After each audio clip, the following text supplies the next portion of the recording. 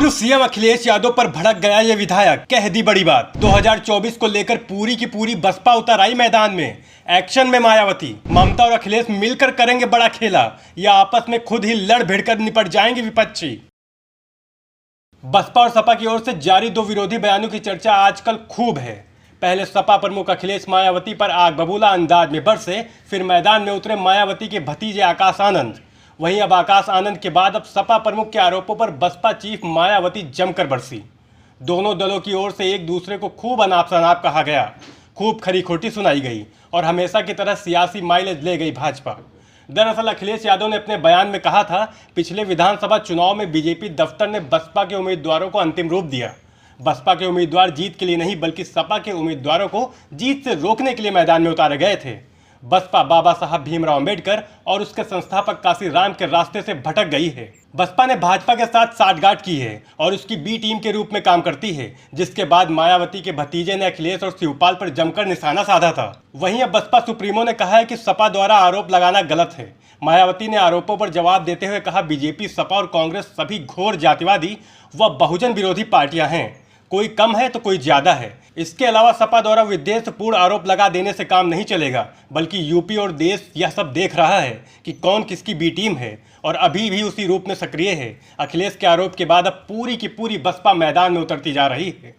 मायावती के बाद बसपा के इकलौते विधायक उमाशंकर सिंह भला कहां पीछे रहने वाले थे। उन्होंने कहा कि समाजवादी पार्टी को बीजेपी जो स्क्रिप्ट लिखकर देती है, सपा उसी को पूरा करने में लग जाती है।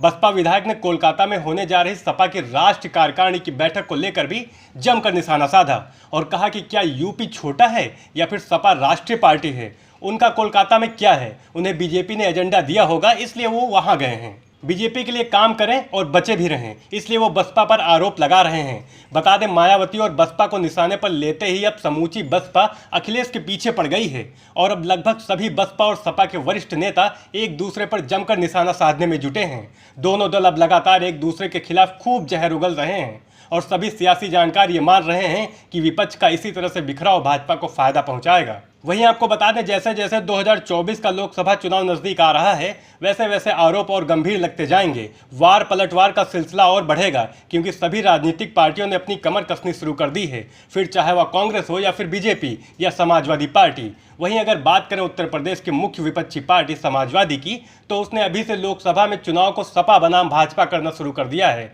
इसी का नतीजा है कि सपा प्रमुख अखिलेश यादव बसपा पर जमकर निशाना साध रहे हैं और पूरी की पूरी बसपा को भाजपा की टीम बता रहे हैं। फिलहाल सपा मुखिया अखिलेश यादव 17 मार्च को कोलकाता पहुंच जाएंगे। राष्ट्रीय कार्यकारिणी की 2 दिवसीय बैठक एक होटल में होगी। अखिलेश 17 को पहले पश्चिम बंगाल के सपा के सक्रिय सदस्यों के साथ बैठक करेंगे।